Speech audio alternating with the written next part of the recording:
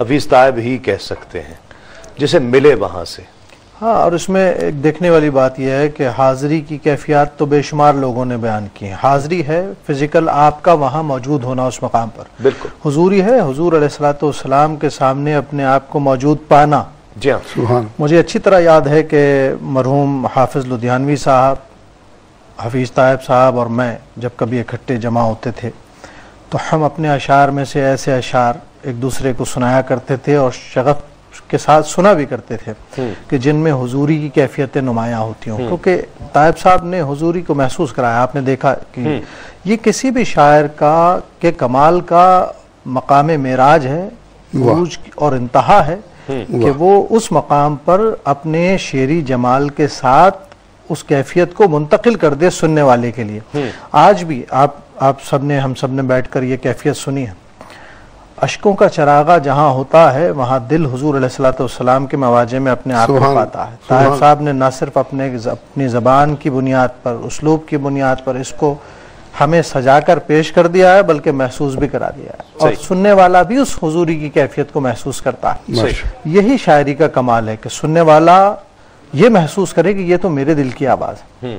علماء شعر نے جو شاعری کی تعریفیں کی اس میں سب سے نمایاں تعریف یہ ہے کہ سننے والا یہ محسوس کرے کہ یہ تو میرے دل کی آواز. صحیح، بالکل. دل کی آواز بن جائے شعر تو وہ شعر ہوتا ہے، اور پھر اگر وہ نعت میں ہو جائے اللہ تو پھر کیفیت بہت ہی. یہ اللہ نے حفیظ طائب کو یہ صلاحیت بے پناہ عطا فرمائی تھی. ان کے ہر کلام میں آپ حضور علیہ الصلوۃ والسلام کا ادب، ان کی سیرت کے پہلو، مختلف پہلو، اور جب وہ حضوری کی منزل میں جاتے ہیں تو وہ دیکھتے ہیں. اصحاب النجوم کا آپ نے ذکر کیا، میں وہی ذکر اب کرنا چاہ رہا تھا کیونکہ وہ طائب صاحب کا ایک بہت بڑا علمی منفرد کام ہے. دیکھیے مناقب بھی جب طائب صاحب کے سامنے آئیں تو ہم سب اس عہد کے جتنے شعراء تھے جو ان کی طرف دیکھتے تھے کہ یہاں سے کیا آئے گا. صحیح صحیح. مناقب کی جب کتاب آئی تو ہم حیران رہ گئے، کیونکہ ہم سب مناقب لکھتے ہوئے بہت ساری احتیاطوں اور مسائل کا سامنا ہم سب کو ہوتا ہے.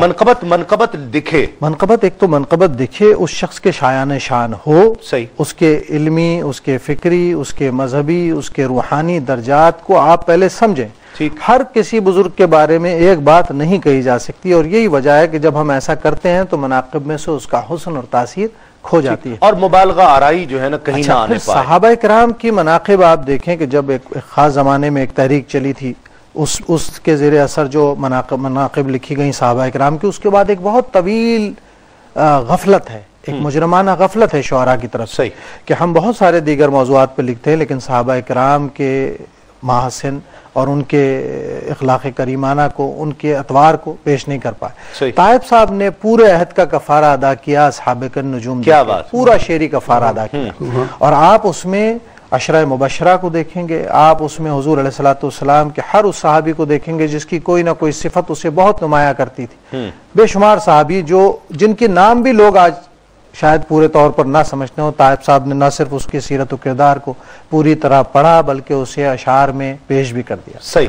کیا کہتے ہیں، یہ ایک منفرد کام تھا، اور جو سبھی نے جو لفظ استعمال کیا کہ پورے دور کا کفارہ جو ہے نا اس نے ادا کیا ہے.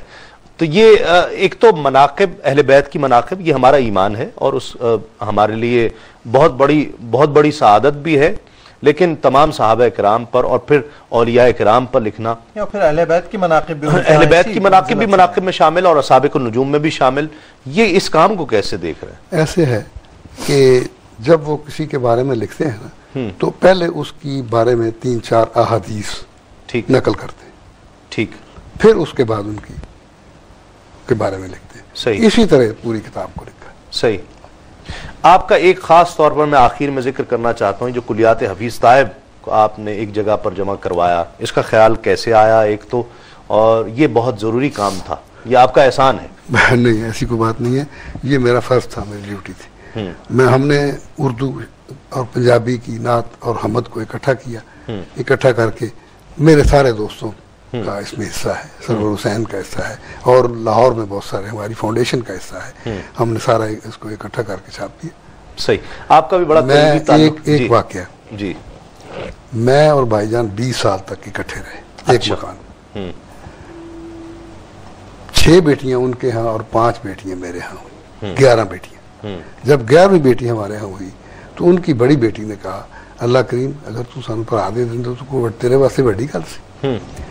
تو بھائی جان کہندے میرے والے اشارہ کر کے یہ تیرا بھرا ہے، تینوں کسی گل کی کوئی کمی نہیں، یہ تیرا بھرا ہے۔ سبحان اللہ۔ اس کے بعد اللہ کریم نے مجھے فرزند عطا فرمایا۔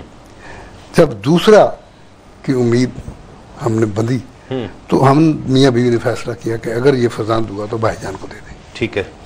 چنانچہ اللہ کریم نے فرزند عطا فرما دیا۔ بھائی جان جب گھر آئے تو میری بیگم نے کہا کہ بھائی جان یہ آپ کی امانت ہے، آپ لے جائیں اسے۔ کوئی بات نہیں کی، چلے گئے۔ اچھا۔ شام کو پھر آئے، پھر اس نے کہا، پھر کوئی بات نہیں کی۔ اس نے کہا کہ ہم نے اس کا نام نہیں درج کرایا، اس کا نام نہیں رکھا، آپ اپنی مرضی سے نام رکھیں، اس کا نام درج کرائیں۔ اس کے بعد کوئی بات نہیں کی، چلے گئے۔ صبح میں پریس پہ گیا، میں نے ان سے عرض کی کہ میری بیگم نے آپ کو یہ بات کہی ہے، تو آپ کہنے لگے اگر اللہ کو منظور نہیں ہے تو تم اس کے کام میں ضرور مداخلت کرو گے۔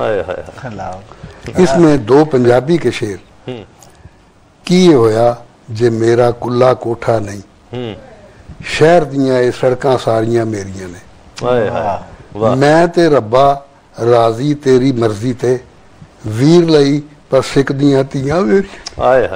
پھر بھی اپنی کیفیت کا اظہار نہیں کیا، بچیوں کی طرف سے اس کا اظہار کیا۔ حسنا جمیع خصالہ صلو